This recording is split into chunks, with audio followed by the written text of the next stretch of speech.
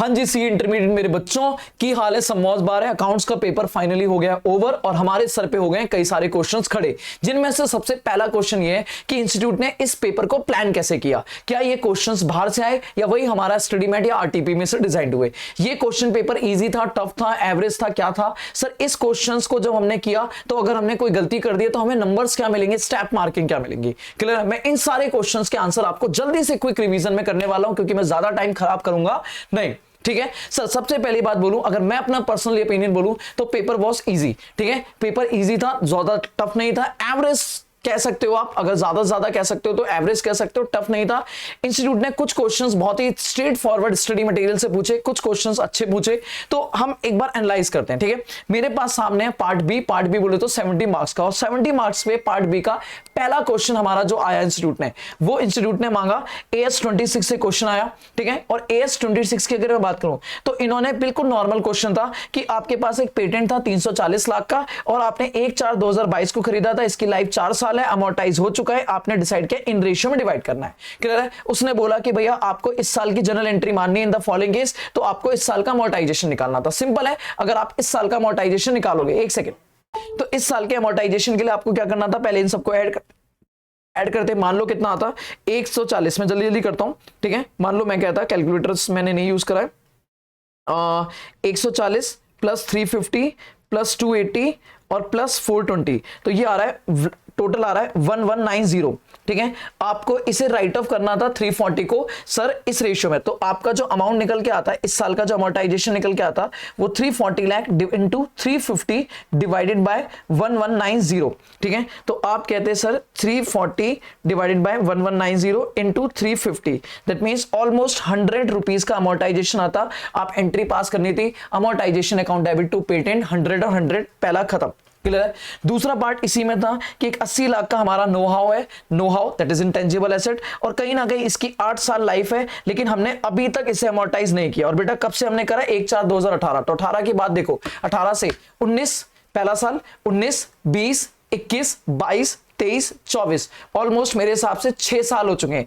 6 साल का हमने अभी तक कोई भी अमोर्टाइजेशन नहीं किया, तो करना पड़ेगा क्योंकि 8 साल के अंदर अमोर्टाइजेशन करना है, तो इसका मतलब 80 lakh into that is 6 divided by 8, 60 lakh का मुझे अमोर्टाइजेशन अभी करना था, एंट्री पास करनी थी, amortisation account debit to know how that is 60 lakh और 60 लाख। आपको इसके करने के 4 नंबर मिल रहे थे। मेरे हिसाब से ये बहुत ईजी क्वेश्चन है। अगर मैं इसके हिसाब से जाऊं तो AS26 में ऐसे क्वेश्चन भरे पड़े। अगर आप मेरे मॉड्यूल में जाओगे, जैसे मेरी स्टडी मैट के अगर क्वेश्चन ढूंढोगे तो वहां भी आपको क्वेश्चंस मिल जाएंगे। जैसे मैं कहूं कि अगर मैं अपना दिखाऊं, ठीक है, तो सर ये मेरी खुद के नोट्स हैं, मतलब मेरी खुद की बुक है, उस बुक में आ रहा हूं मैं, और मैं फटाक से आपको एक बार दिखाता हूं।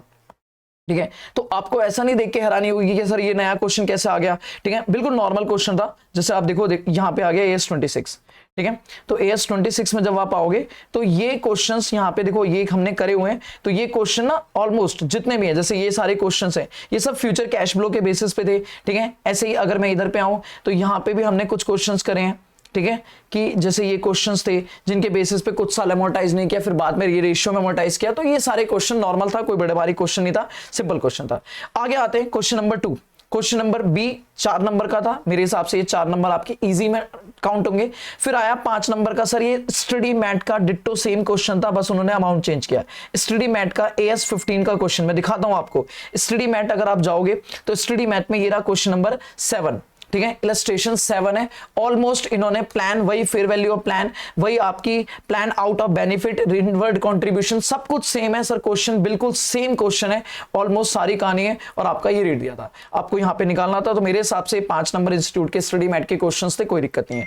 अगेन आया क्वेश्चन नंबर 7, सर ये भी आपका आया AS22 से, और अगर आपने देखा हो तो ये भी स्टडी मैट का क्वेश्चन है। मैं आपको दिखाता हूं, ये अपनी बुक में भी है और स्टडी मैट में भी है। मैं स्टडी मैट नहीं खोल रहा, मैं यहां पे आता हूं, तो देखो AS22 का डिट्टो सेम आया, बस थोड़ा सा इन्होंने डेटा चेंज किया, बाकी क्वेश्चन में कोई भी चेंज नहीं था। अगर आप ये देखो तो ये रहा क्वेश्चन।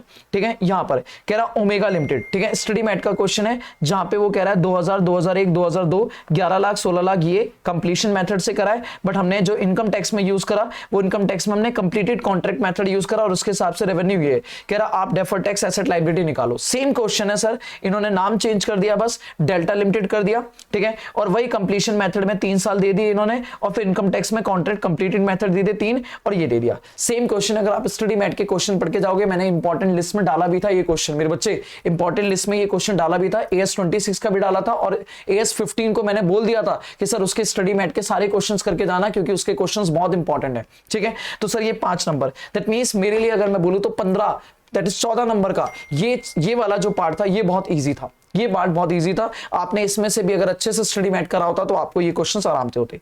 ये क्वेश्चन आया आपका 14 मार्क्स का, 101% एक्सपेक्टेड था, फाइनेंशियल स्टेटमेंट से नजर आएगा ही आएगा। और ऑफ कोर्स इस क्वेश्चन को भी देखा जाए तो इस क्वेश्चन में भी बहुत सारे पॉइंट, जैसे बोनस एक नया पॉइंट आपको दिख सकता था कि हाँ बोनस शेयर की एंट्री आपको करी थी, कई जगहों पर हमने करी है बोनस शेयर की एंट्री, तो कोई बड़ी बात नहीं है। लेकिन उसके बाद अगर देखा जाए तो ये सारे के सारे पॉइंट जितने भी थे ये ऑलमोस्ट स्टडी मैट के क्वेश्चन से मैच कर रहे हैं। मैं दिखाता हूं स्टडी मैट का ये भी क्वेश्चन आपको दिखाता हूं मैं, ठीक है।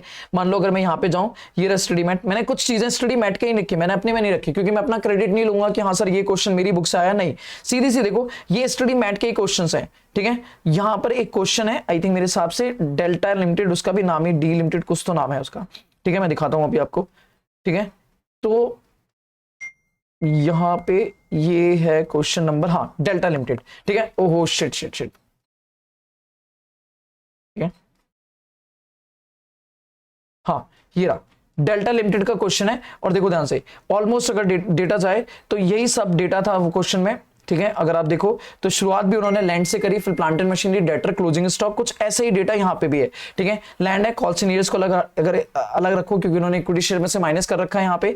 कैश इन हैंड है, plant and machinery, closing inventory है, ठीक है। कैश एंड बैंक है, परचेज में एडजस्टेड परचेज है, ठीक है। फैक्ट्री एक्सपेंसेस है, ऑलमोस्ट क्वेश्चन सेम है। एडमिनिस्ट्रेशन खर्चा, सेलिंग खर्चा, डिबेंचर इंटरेस्ट, ठीक है। एडमिनिस्ट्रेशन खर्चा, सेलिंग खर्चा, डिबेंचर इंटरेस्ट, ठीक है। इधर आ जाओ, इक्विटी शेयर कैपिटल है, यहाँ पे इन्होंने कॉल सीनियर्स हटा दिया, डिबेंचर डाला इन्होंने, इधर देखो एंट्रीज में, तो यहाँ पे डिबेंचर हो गया, जनरल रिजर्व हो गया, प्रॉफिट एंड लॉस का ओपनिंग बैलेंस, यहां भी ओपनिंग बैलेंस है, ठीक है। फिर उसके बाद सिक्योरिटी प्रीमियम इधर भी है, सेल्स इधर भी है, क्रेडिटर इधर भी है, सेल्स इधर भी है, क्रेडिटर इधर भी है, प्रोविजन फॉर डेप्रिसिएशन और सस्पेंस, यहां भी क्वेश्चन में भी same sales, creditor, provision for depreciation, ठीक है। सिर्फ पहला वाला पॉइंट इन्होंने न्यू डाला, ये न्यू पॉइंट था। उसके अलावा देखो तो ऑथराइज कैपिटल अगर देखो जाए तो वही ऑथराइज कैपिटल इन्होंने डाली, यहां पे इंडिपेंडेंट वैल्यूअर की बात डाल दी, ठीक है। इंडिपेंडेंट वैल्यूअर की बात डाली है। फिर इक्विटी शेयर कैपिटल में इन्होंने डाल दिया, यहाँ पे एक कैश अदर देन कैश वाले की जगह उन्होंने डाल दिया वो मेनली सर आपका बोनस वाला पॉइंट, ठीक है। तो यहाँ पे ये इंडिपेंडेंट वैल्यूअर की बात है, ऑथराइज है, डिविडेंड डिक्लेयर्ड आपने डाल दिया। सस्पेंस का पॉइंट बिल्कुल सेम क्वेश्चन का पॉइंट था, डेप्रिसिएशन और प्रोविजन फॉर टैक्स।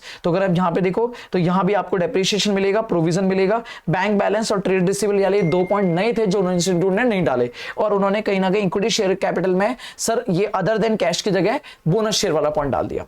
क्लियर है। तो क्वेश्चन में सेम पॉइंट था, अगर आपने ये अटेम्प्ट किया होगा, क्वेश्चन आया 14 मार्क्स का, अगर आपने स्टडी मैट का क्वेश्चन किया होगा तो ये क्वेश्चन आपको बनता था, ठीक है। बट हो सकता बहुत सारे बच्चे फाइनेंशियल स्टेटमेंट को रीड नहीं करके जाते हैं या छोड़ के जाते हैं, तो मैं कहता हूं कि हाँ इस क्वेश्चन में थोड़ी दिक्कत थी। तो 2 क्वेश्चन तक तो कहानी समझ आती है। देखो 2 क्वेश्चन मतलब 14 मार्क्स की 28, अब जिसमें से मैं कह सकता हूं फाइनेंशियल स्टेटमेंट आपको परेशान कर सकता है, पर बाकी पहला क्वेश्चन आपके लिए नॉर्मल है। अब आया कैश फ्लो, 7 नंबर का क्वेश्चन और एकदम इजी क्वेश्चन, ठीक है। अगर आप ध्यान से देखो, कह रहा है आपको ना on the basis of following data दिया है। ये भी अगर मैं बात करूं तो ये आपके स्टडी मैट का ही क्वेश्चन है, ठीक है। स्टडी मैट में नहीं तो अगर आप एक बार देखो तो मेरी बुक में ना जैसे मैंने दिया हुआ है ये आरटीपी का क्वेश्चन है। अगर आप ध्यान से देखोगे इस क्वेश्चन को तो आपको मिलेगा, मैं इसे सॉल्व कराऊंगा, ठीक है। तो ये है क्वेश्चन नंबर, देखो लास्ट क्वेश्चन डाला हुआ है मैंने 23। अगर आप इसको पढ़ो तो ऑलमोस्ट सेम क्वेश्चन है। सेल आपकी 597 जिसमें से कैश सेल, रिसीट दी हुई है, पेमेंट दी है, बैलेंस दिया हुआ है, सप्लायर एम्प्लॉय। अगर आप क्वेश्चन देखो तो आपको कुछ ऐसी कहानी मिलेगी, सबसे पहले सेल दी है, फिर आपको यहाँ पे रिसीप्ट है, फिर आपकी परचेज दी हुई है, फिर ओपनिंग बैलेंस है, क्रेडिटर का, फिर सप्लायर है, एम्प्लॉय है, fully paid up. Almost same पानी है। अब मैं एक बार क्वेश्चन रीड करता हूं। देखो जिन बच्चों ने पहली बार देखा हो क्वेश्चन या जिन्होंने नहीं करा हो, ठीक है, अगर नहीं कराओ आरटीपी वगैरह नहीं कराओ या मेरी जैसे जो मेरे स्टूडेंट नहीं है उनसे बात कर लेता हूं। कह रहा सेल दी थी 380 लाख जिसमें से कैश सेल कितनी है 262। तो ये तो ऑपरेटिंग डायरेक्ट मेथड है, डायरेक्ट मेथड है, तो सीधा कहां जाएगा प्लस हो जाएगा, और इसमें से 262 में से जो बैलेंस बचेगा वो क्या निकलेगी, क्रेडिट सेल। बेटा उस क्रेडिट सेल का मैं क्या करूंगा, उस क्रेडिट सेल के लिए मैं बनाऊंगा क्या, डेटर अकाउंट। क्या बनाऊंगा, डेटर। अभी छोड़ो, कह रहा रिसीप्ट ऑफ क्रेडिट कस्टमर दे दी 134, लो जी क्रेडिट सेल का मुझे कुछ करना ही नहीं है, सीधा क्रेडिट कलेक्शन दे दिया, ये ऐड हो गया, खत्म। पहला पॉइंट खत्म, दूसरा खत्म। टोटल परचेज दिए कितनी 220 जिसमें से कह रहा है 80% क्रेडिट है, तो 220 का 80% कितना हो गया, जल्दी बताओ। अगर आप, मैं सॉल्व नहीं कर पाऊंगा बच्चे क्योंकि बहुत टाइम लग जाएगा सॉल्व करने में, मैं आपको आइडिया दूंगा। 220 का 220 का 80%। ठीक है, अगर आपको सॉल्यूशन चाहिए होगा कमेंट कर देना, मैं एक टाइम निकाल के आपके सॉल्यूशन बना दूंगा। बट अभी देखो 176 की क्या है आपकी क्रेडिट परचेज है, 176 की क्या है क्रेडिट परचेज, जो बाकी बचेगी दैट इज 220 में, दैट मींस कितनी 44,000 की क्या हो गई कैश। तो कैश परचेज तो सीधा माइनस होगी और क्रेडिट परचेज से क्या बन जाएगा क्रेडिटर अकाउंट, वहां से क्या निकलेगी पेमेंट, वहां से क्या निकलेगी पेमेंट। क्लियर है, तो 4 पॉइंट खत्म, बिल्कुल नॉर्मल 4 पॉइंट खत्म। क्रेडिट सेल चाहिए नहीं मुझे, कैश सेल और रिसिप्ट आ गया, परचेज में दोनों पॉइंट हो गए, परचेज का अकाउंट बन गया। कह रहा सप्लाई ऑफ अदर कंज्यूमेबल है जिन्हें हमने पे किया 19 लाख, सीधा माइनस कर देंगे, खत्म।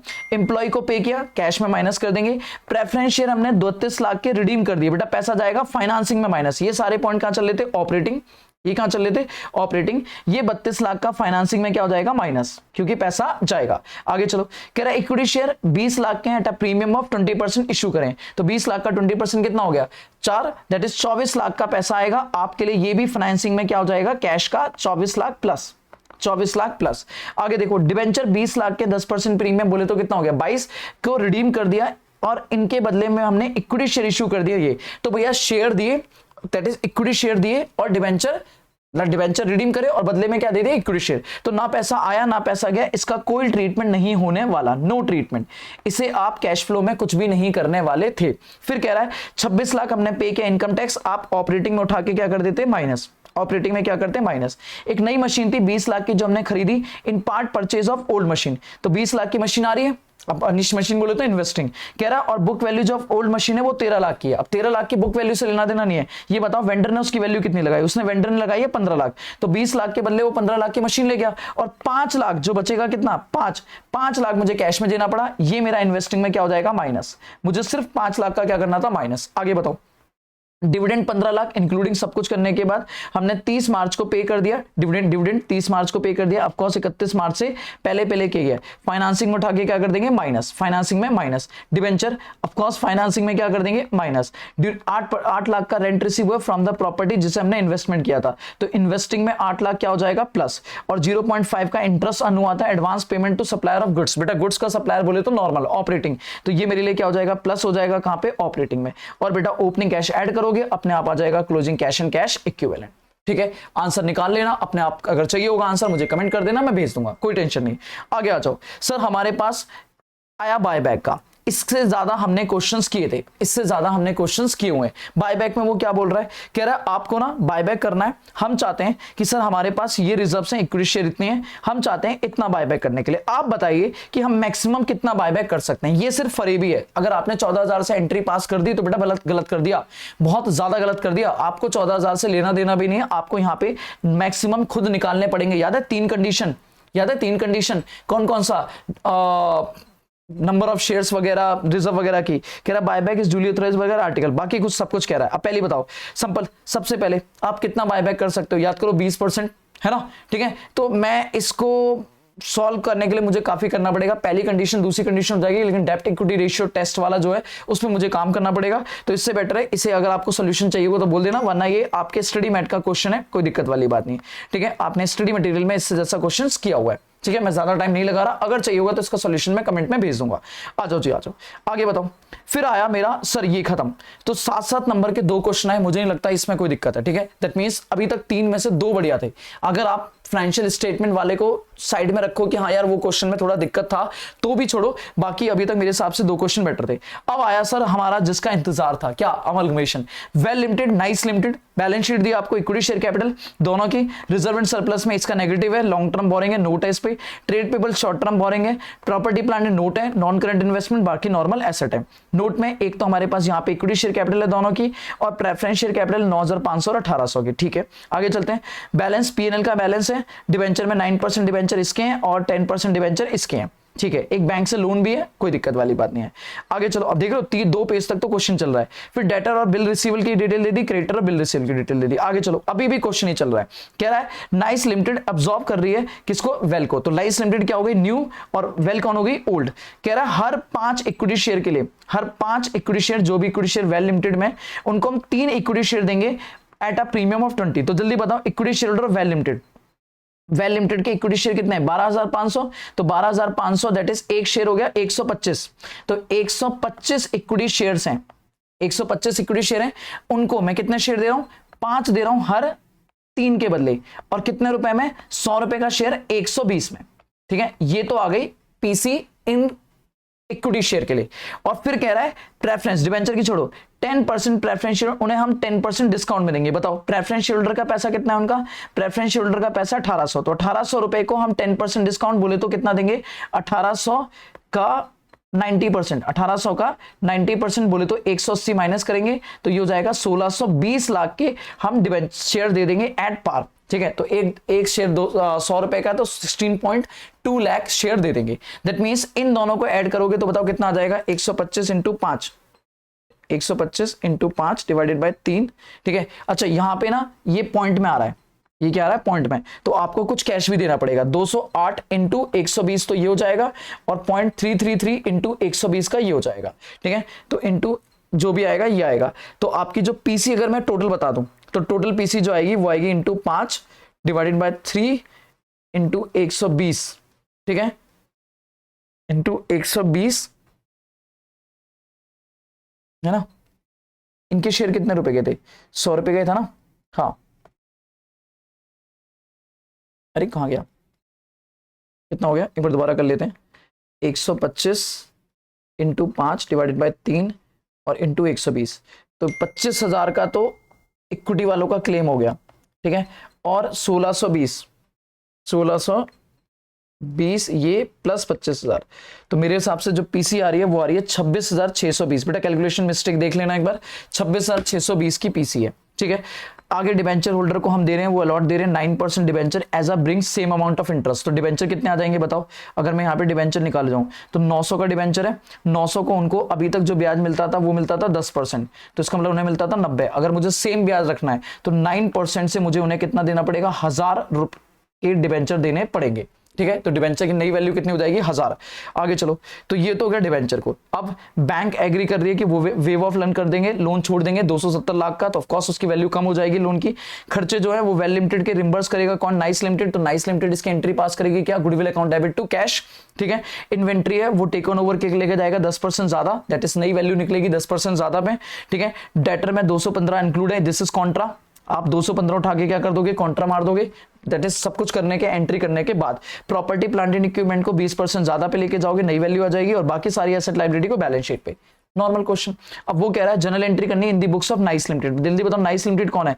नाइस लिमिटेड है न्यू कंपनी। अब न्यू कंपनी एंट्री क्या करेगी? सबसे पहली एंट्री क्या होगी? सबसे पहली एंट्री होगी business purchase account debit, business purchase account debit to liquidator of Sir Well Limited, ठीक है। कितने एंट्री हो जाएगी? 26,620 और 26,620, ठीक है। दूसरी एंट्री में आप सारी एसेट डेबिट करोगे, sundry asset account debit to sundry liability account debit to business purchase में 26,620 आएगा, और सन्ड्री लाइबिलिटी में जो भी न्यू वैल्यू आई है, ठीक है, जिनकी न्यू है न्यू, और जिनकी बुक वैल्यू वो बुक वैल्यू। ऐसे ही एसेट की भी न्यू वैल्यू, एसेट की न्यू वैल्यू में क्या आएगा? एक तो आपकी प्रॉपर्टी प्लांट एंड इक्विपमेंट की नई वैल्यू आ जाएगी, इन्वेंट्री की नई वैल्यू आ जाएगी, और बाकी सबकी तो पुरानी वैल्यू आएगी। लाइबिलिटी में एक तो बैंक की नई वैल्यू आ जाएगी और एक डिबेंचर की नई वैल्यू आ जाएगी 1000। क्लियर है? बाकी सारी लाइबिलिटी की वैल्यू सेम आएगी। सर इसका डेटर को माइनस नहीं करेंगे, ये बाद में करेंगे, ठीक है। क्लियर है? बाकी सब जो डिफरेंस आएगा वो कहां डालते? गुडविल और कैपिटल रिजर्व में। उसके बाद थर्ड एंट्री में लिक्विडेटर को आप पे करते, liquidator account debit to equity share capital, of course premium में तो टू सिक्योरिटी प्रीमियम रिजर्व, और फिर प्रेफरेंस शेयर दे देते, प्रेफरेंस शेयर। फिर एक एंट्री होती है डिबेंचर को, डिबेंचर को इनके डिबेंचर होल्डर को बोलते, debenture holder of old company बोले तो वेल कंपनी लिमिटेड, टू अपने डिबेंचर दे देते 9%, जो भी 9% डिबेंचर उन्हें पार पे दे देते, और फिर एक कॉन्ट्रा मार देते, क्या contra? That is trade payable account debit to trade receivable, और एक एंट्री मार देते थे क्या? Goodwill account debit to cash, goodwill account debit to cash, खर्चा पे करने की। खत्म। दैट इज कहीं ना कहीं 6 एंट्री में काम खत्म होता और बैलेंस शीट बनती। मेरे हिसाब से कितने नंबर का क्वेश्चन है सर ये? अगर देखा जाए तो ये क्वेश्चन 14 मार्क्स का था, और sir this is the most easiest question amalgamation का, ठीक है। अगर आपने अच्छे से प्रैक्टिस करी होगी, इंपॉर्टेंट क्वेश्चन में भी मैंने ये लिस्ट डाली थी, ठीक है। खत्म। उसके बाद आया सर क्या? उसके बाद आया सर जिसका इंतजार था, आना ही था, क्या सर? कंसोलिडेशन। 1 फरवरी 2024 को बेस्ट लिमिटेड ने 80% लिए कूल लिमिटेड के 14,80,000 में, ठीक है। और फिर 31 मार्च 2024 को बेस्ट लिमिटेड ने 25% इक्विटी शेयर लिए गुड लिमिटेड के 3,80,000 में, ठीक है। आगे कह रहा है आपको बेस्ट लिमिटेड की, कूल लिमिटेड की और गुड लिमिटेड लिमिटेड की तीनों की बैलेंस शीट दी है, ठीक है, ये बैलेंस शीट दे दी लंबी चौड़ी इन्होंने, ठीक है। और उसके बाद ये क्वेश्चन दिया इन्होंने कि profit and loss, cool limited का क्रेडिट बैलेंस, ओपनिंग बैलेंस दे दिया, ठीक है। जर्नलिज्म उनका सेम प्रीवियस ईयर का चलता आ रहा है, तो उसमें कोई चेंज नहीं है, ठीक है। कह रहा ऑल द बिल रिसीवेबल जो है वो फेवर में, इसमें however on the date of balance sheet 3 lakh के एक्सेप्टेंस इन द हैंड है, बाकी आपने इंडोर्स कर दी, तो 3 लाख का आपको क्या मानना था, Contra, this is Contra entry, ठीक है। बाकी कह रहा है आपने गुड्स खरीदे थे 5 लाख के कूल लिमिटेड से 1 जून को at a price of 6.5 lakh और एंटायर गुड्स रिमेन है यहाँ पे, तो आपको 1.5 लाख का अनरियलाइज्ड प्रॉफिट था, ये हटाना पड़ता, अनरियलाइज्ड प्रॉफिट था, ये हटाना चाहिए था। बाकी कह रहा आपको कंसोलिडेट बनानी है, कंसोलिडेट में ये दैट मींस मुझे ना सिर्फ पता है, मुझे सिर्फ किसका लेना देना है, मुझे यहां पे मेन पहले कंसोलिडेट में बेस्ट लिमिटेड का काम करना है। देखो एक तो मेरी AS21 के हिसाब से काम होगा और एक मेरा एसोसिएट के हिसाब से काम होगा, ठीक है। तो एसोसिएट का काम बाद में होगा, पहले आप कंसोलिडेट करोगे प्रॉपर, ठीक है। तो ये क्वेश्चन था। अब इन्होंने ना इस क्वेश्चन में हो सकता है आपको परेशानी हो, क्योंकि बाकी सब कुछ तो नॉर्मल है अगर देखा जाए तो। बाकी अब एक एक पॉइंट के नंबर थे सर, ट्रेड पेबल कंसोलिडेट का मतलब है आपको सिर्फ कॉन्ट्रा माइनस करके लिखना था, ठीक है। करंट एसेट ऐसे ही, माइनॉरिटी इंटरेस्ट, ये सब ना एक एक वर्किंग नोट बनाने थे, बैलेंस शीट नहीं बनाने थे, ये सब वर्किंग नोट है, और वर्किंग नोट जब आप बनाते तो नंबर मिलते, ठीक है। तो हो सकता है मैं ये कहता हूं कि सर अगर आपने क्वेश्चन किया, आपने 1-2 क्वेश्चन में फंस भी जाते, तो मतलब 1-2 पॉइंट में फंस भी रहते, तो भी आपका ये 14 नंबर का क्वेश्चन में आप कम से कम 7 या 8 नंबर स्कोर कर सकते थे, गुडविल कैपिटल रिजर्व वगैरह निकाल सकते थे आप अपने होल्डिंग सब्सिडी का, क्योंकि क्वेश्चन में कोई ज्यादा दिक्कत नहीं थी, ठीक है। पर आपने देखो जैसे कराओ। अगला क्वेश्चन था हमारे पास क्या है, 25,000 शेयर है हमारे पास, बुक के 25। मैंने बेटा आपको क्लियरली बोला था इन्वेस्टमेंट AS13, वीडियो देख लो जाके, AS13 का क्वेश्चन आएगा ही आएगा, ठीक है। और आया सर, सिंपल है, शेयर्स का पॉइंट था, ध्यान से देखो हुआ क्या, कह रहा 25,000 शेयर थे हमारे पास, एक शेयर 10 रुपए का 25, तो मैं इन्वेस्टमेंट अकाउंट बनाता, टू बैलेंस BD लिखता, कितना 25,000 की फेस वैल्यू, 25,000 इंटू 10 2.5 लाख और 25,000 इंटू 25, दैट मीन्स जो भी आती है ये इसकी आ जाती कॉस्ट। उसके बाद डायरेक्टर ने इशू करे एक इक्विटी शेयर फॉर एवरी 5, तो 5 के बदले 1, दैट मींस मतलब मुझे 5,000 के फ्री में बोनस शेयर मिलते हैं, मैं लिखता 2 बोनस शेयर, फेस वैल्यू में 5,000 इंटू 10 50,000 की फेस वैल्यू आती, कॉस्ट क्या होती 0। फिर डायरेक्टर ने अनाउंस किया राइट इशू, राइट इशू में 3 शेयर मिलेंगे फॉर एवरी 2 शेयर, तो मेरे पास 25 पहले से थे, 5 और हो गए 30, कितने शेयर हो गए 30,000, 30,000 शेयर में मुझे मिल रहे हैं 3 शेयर मिल रहे हैं फॉर एवरी 2, तो 3 डिवाइडेड बाय 2, दैट मींस कहीं ना कहीं मुझे मिल रहे हैं 45,000 शेयर्स का ऑफर, ठीक है, 45,000 शेयर, जिसमें से वो शेयर मुझे कितने मिल रहे हैं 20, जिसमें से मैंने क्या करा 1/4 तो मैंने ट्रांसफर कर दिया, ठीक है। तो 1/4 मैंने ट्रांसफर कर दिया, है ना, पक्की ना। 25 director of the announce right issue which entitle holder to subscribe 3 share for every 2 share at ₹20, तो हर 2 के बदले 3, तो कहीं ना कहीं 25 और 5 टोटल मिला के हो गए 30, 30 का अगर निकालेंगे 3:2, बेटा 2:3 नहीं 3:2, 3 मिल रहे हैं 2 के बदले, तो 15 इंटू 3 45,000, 45,000 का 1/4 अगर आप निकालोगे तो ये आएगा 250, 11,250, तो इंटू 5 रुपए, ये तो आपके पीएनएल में कमाई जाएगी, इसका इन्वेस्टमेंट अकाउंट से लेना देना नहीं है। और बाकी जो बचे 3/4 जितना भी आएगा मेरे हिसाब से ये आ जाएगा कितना 33,750, है ना, 33,750 ही आएगा, देख लेना एक बार। तो वो शेयर आपने खरीद लिए इंटू 20 रुपए में, ये आ जाएगा अगेन यहाँ पे टू बैंक राइट शेयर 33,350, तो बोले तो 7,500, ये फेस वैल्यू इन रुपीस कह रहा हूं मैं, ठीक है। और बाकी जो आ जाएगा ये मल्टीप्लाई बाय करके वैल्यू आ जाएगी, ठीक है। बस फिर आगे क्या हुआ, कुछ नहीं, बस खत्म। उसके बाद क्लोजिंग करना था, कुछ बेचने का काम ही नहीं सर, इतना इजी क्वेश्चन 4 नंबर का था, हाँ इतना इससे ज्यादा बनता भी नहीं है, ठीक है, खत्म। मार्केट वैल्यू वगैरह कुछ नहीं थी, इसका टोटल लगाते और ये जो टोटल आता यही क्या हो जाता है बैलेंस शीट, खत्म बस, ठीक है। कह रहा है कॉस्ट ऑफ इन्वेंट्री डिटरमाइन करने टाइम, ये आया थ्योरी क्वेश्चन। ऑफ कोर्स जब भी आप AS2 पढ़ते होगे, अगर मेरे नोट्स भी देखोगे तो भी, और अगर आप जब भी AS पढ़ रहे होगे तो आपने ये चीजें याद करेंगे, कुछ खर्चों को हम कभी भी, चाहे वो खर्चे हैं वो हमारी कॉस्ट में से एक्सक्लूड होते हैं। याद है कौन कौन से खर्चे, जैसे कि आपके अबनॉर्मल लॉसेस आप बाहर करते हो, स्टोरेज कॉस्ट आप बाहर करते हो, ठीक है। आपके लिए कोई भी जैसे कि जो भी ऑफिस एंड एडमिनिस्ट्रेशन खर्चा है वो आप बाहर करते हो, कोई भी आपके लिए फाइनेंस कॉस्ट है आप बाहर करते हो, कोई भी आपके लिए सेलिंग एंड डिस्ट्रीब्यूशन कोर्स है वो आप बाहर करते हो, तो ये खर्चे आपकी कॉस्ट का पार्ट नहीं बनते, 4 नंबर बस लिखने के लिए, सिंपल, ठीक है। आगे आया रिकंस्ट्रक्शन, सर उम्मीद नहीं थी कि इंटरनल रिकंस्ट्रक्शन 4 नंबर का आएगा, पर आया तो आया। कह रहा है इक्विटी शेयर होल्डर, देखो जाके मैंने वो 25 नंबर जो 25 पॉइंट बनाए थे सर उसमें ये पॉइंट भी डाला था, ठीक है। कह रहा है इक्विटी शेयर को आपको 1.5 लाख की इंटू 10 15 लाख रुपए उनको चाहिए। 15 लाख के बदले आप क्या कह दे रहे हो, तो एंट्री क्या बनेगी, equity share capital account debit कितना 15 lakh, equity share capital account debit to 15 lakh, to क्या दे रहे हो, टू कैश कितना 50,000, तो कैश कितना 50,000। बाकी फॉर 9 लाख के लिए आप 10% डिवेंचर दे रहे हो 20% रुपए 20% में, तो 9 lakh divided by number of debenture अगर मैं बात करूं तो 120, नंबर ऑफ डिवेंचर कितने हो गए 120, तो बताओ कितने डिवेंचर आ गए, तो ये आ गए 9 lakh divided by 120 that is 7,500, तो 10% debenture 10% debenture 7,500 into 100 that is 7.5 lakh है ना, और 2 security premium reserve, security premium reserve 7,500 into 20, बेटा अगर आपने सीधा 9 लाख लिख दिया तो गलत कर दिया, ठीक है 1.5 लाख। आगे चलो, फिर 5,50,000 जो बाकी बचा उसके लिए इक्विटी शेयर एग्री हो रहे हैं कि वो 50,000 शेयर लेंगे फुल सेटलमेंट में 10 रुपए के इन फुल सेटलमेंट, तो 50,000 के लिए इक्विटी शेयर कैपिटल लाएंगे to equity share capital, to equity share capital बेटा कितने 50,000 शेयर, और उसने ये नहीं बोला प्रीमियम पे दे रहे हैं, तो 10 रुपए फुल सेटलमेंट मतलब कितने हो गए 5 लाख, फिर भी डिफरेंस बचा 50,000 का। मेरे बच्चे फिर भी डिफरेंस कितने का बच रहा है 50,000 या जो भी बच रहा है बताओ कितना बच रहा है, हाँ 50,000 ही तो बच रहा है, वो हो जाएगा टू कैपिटल रिकंस्ट्रक्शन अकाउंट में, कैपिटल रिकंस्ट्रक्शन अकाउंट में 50,000। ये एंट्री को आपको मिलते 2 नंबर, कितने मिलते 2। आगे डिबेंचर होल्डर 5 लाख के हैं जो एग्री हो गए कि वो फ्री होल्ड प्रॉपर्टी ले जाएंगे, याद करो मैंने ये भी 25 पॉइंट में कराया था। 3.5 लाख की वैल्यू, मुझे बुक वैल्यू से लेना देना नहीं है, ठीक है। वैल्यूएशन कितनी लगी 4.5 लाख इन फुल सेटलमेंट, तो एंट्री क्या होगी 8% debenture account debit, 8% debenture account debit, ठीक है। उन्होंने इनकी वैल्यू कितनी लगाई है 4,45,000 in full settlement of their claim, मतलब सर ध्यान से को आपके डिबेंचर जाएंगे 5 लाख, डिबेंचर कितने के होंगे 5 लाख, ठीक है।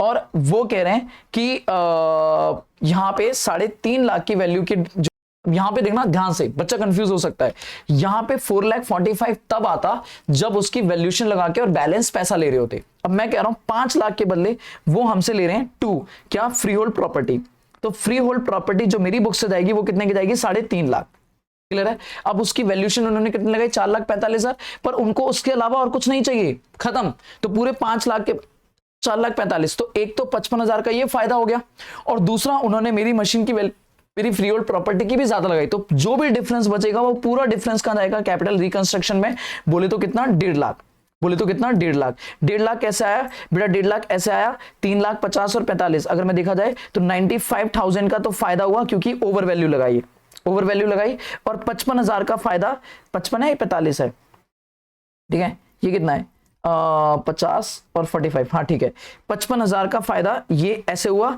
कि सर उन्होंने अपना वेव ऑफ कर दिया, एक तरह का फुल सेटलमेंट कर ली, फुल सेटलमेंट, तो ये दोनों ही फायदे कैपिटल रिकंस्ट्रक्शन में जाएंगे, ठीक है। इस एंट्री को ध्यान से देखना, मुझे लगता है इसमें आपने कहीं ना कहीं गलती करी होगी, 80% बच्चों ने ये एंट्री गलत करी होगी, प्लीज ध्यान से समझना, ठीक है। और आखिरी लास्ट पॉइंट था हमारा, सर वही जनरल एंट्री मांगी इन्होंने, ब्रांच को ये 6 नंबर में समेट दे रहे हैं, ठीक है, ये आपके बुक का क्वेश्चन है, आप इसे निपटाना, ठीक है। मेरे हिसाब से यहाँ पे पेपर खत्म, ठीक है। सर मेरे बच्चों अगर आप देखा जाए तो आपके जो क्वेश्चंस आए वो मोस्टली स्टडी मैट से आए हैं, कोई दिक्कत वाली बात नहीं है, ठीक है। अब मैं अगली जो बात करने वाला हूं वो जीएसटी के ऊपर हम बात करेंगे, ठीक है। आपका कल का अगला पेपर लॉ का है, लॉ खत्म करते ही आप मेरे साथ जीएसटी में जुड़ जाएंगे। मैं जीएसटी का पहले डालूंगा रिवीजन, और बेटा ये रिवीजन नॉर्मल रिवीजन नहीं है, इसमें हम करेंगे सारे स्टडी मैट के क्वेश्चन, बेटा ध्यान सुनना, स्टडी मैट छोड़ना नहीं, क्योंकि मेरे क्वेश्चन में से ऑलमोस्ट 60% पेपर स्टडी मैट से है, 60% से ज्यादा कह सकता हूं मैं, 70 to 80% पेपर स्टडी मैट से, कुछ क्वेश्चन आरटीपी से, 1-2 पॉइंट उन्होंने नहीं डाले, ठीक है। थैंक यू सो मच बच्चों, कमेंट करना अगर आपको इनके सॉल्यूशंस वगैरह चाहिए तो मैं आपको इनके सॉल्यूशंस प्रोवाइड करा दूंगा, खुद बना के करने पड़ेंगे पर टाइम लगेगा, ठीक है।